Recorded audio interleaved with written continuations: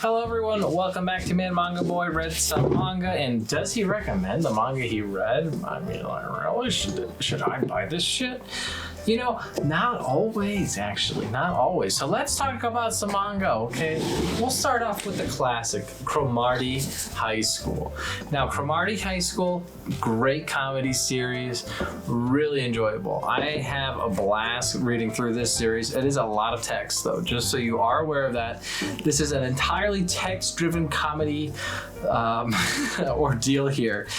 Every single volume tends to be focusing on its own main thing. This volume, for example, focuses on a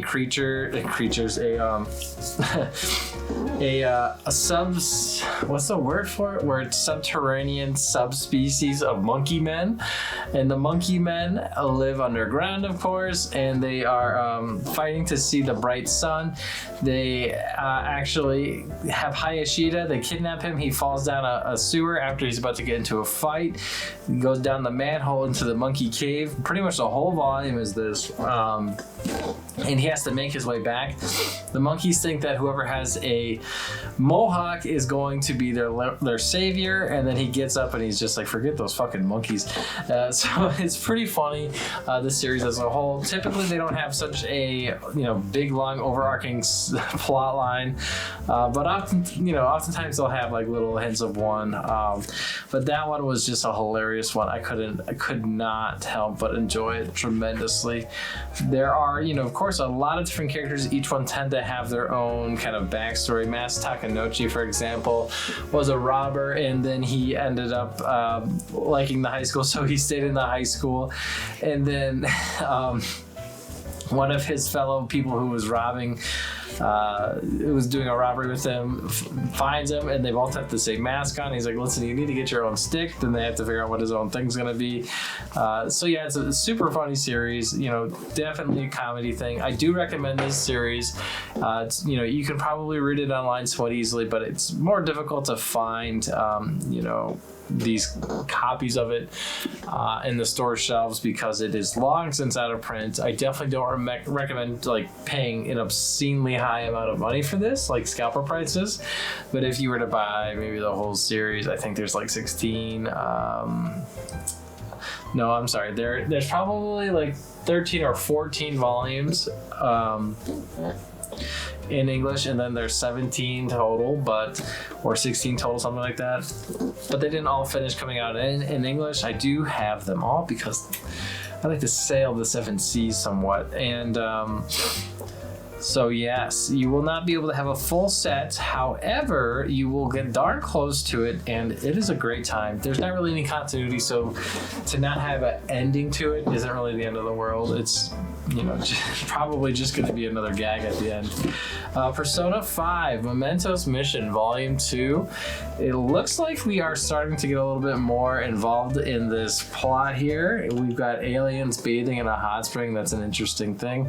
We have, a few mentions of our other confidants from the Persona series and how their stories are intertwining in with this mystery.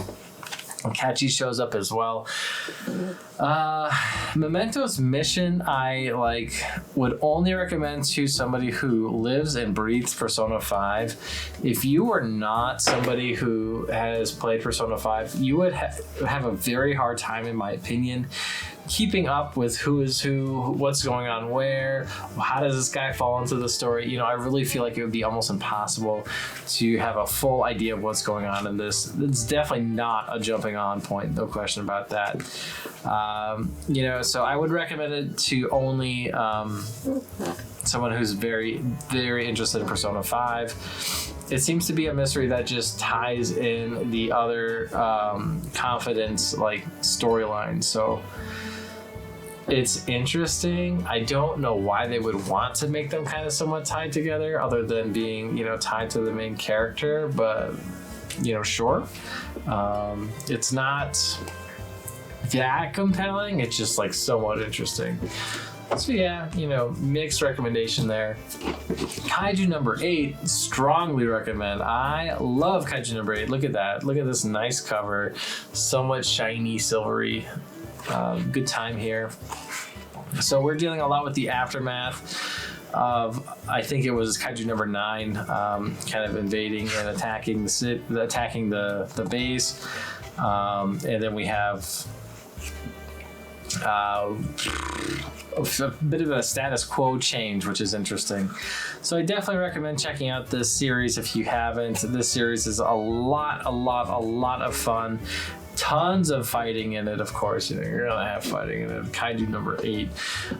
Lots of transformations. We get to learn that the kaiju maybe are made and not born, which is an interesting kind of a thing. And so yeah, it was cool to see the status changes and things like that. Strongly recommend the series if you're for some reason not reading it right now. I feel like this is one of the more popular series being published by Shonen Jump at this time. So most people tend to be reading it. So definitely recommend it if you haven't. Okay, we got Sayonara Football, Farewell My Dear Kramer 1314. This was kind of bullshit. You know, they are going against like the best soccer team in Japan, I guess, or something like that. The queens of women's soccer, and like they're able to win. So the main plot of this series is that like this team of girls wants to bring soccer back to like the masses, make soccer popular and be taken seriously. It's a very interesting story, but the problem with it is like there's just these like random power gap, like I don't know what the word for it is, closures. Like they are all of a sudden able to be a match against the best team in Japan, despite being like kicked out in like round 3 or so of the tournament and like not being all that good. And then all of a sudden they can fight like the best people ever. And then like they kind of backpedal a little bit and say, you know, oh, the only reason you guys stood a chance is because they were all so tired. And I'm like, so you know that there's a problem here with this power level scaling, but like it really didn't seem like it was because they were tired. It really seemed like they thought that they were just, you know, rough at it because they were so good. You know, it was a rough, close match, but like I don't know. It's good.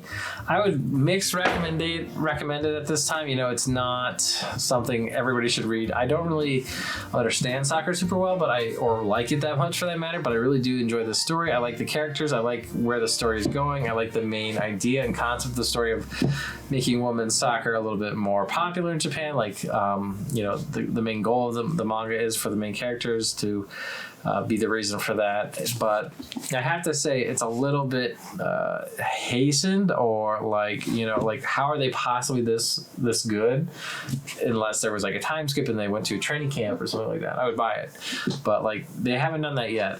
So I'm like, okay, why can you do this then? But yeah, whatever.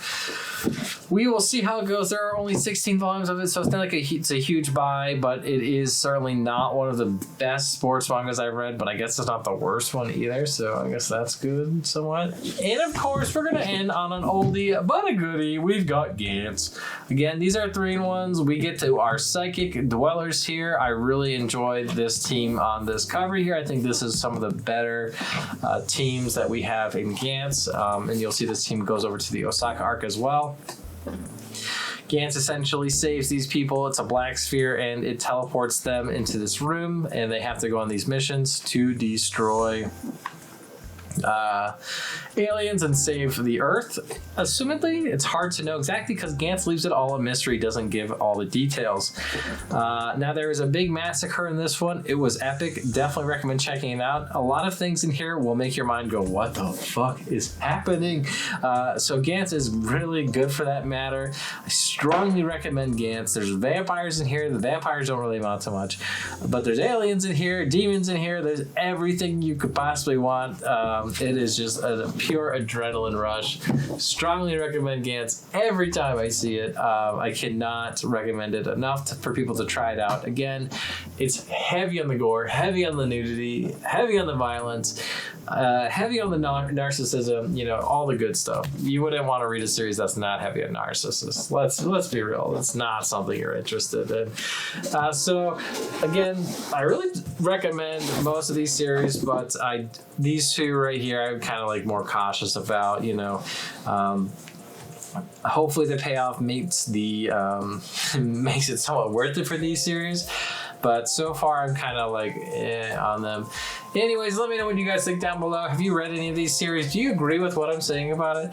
Do you think people should read these? You know, let somebody in the comment section down below know who's watching this video if they should check out these series. And we'll see you on the next one. Bye-bye.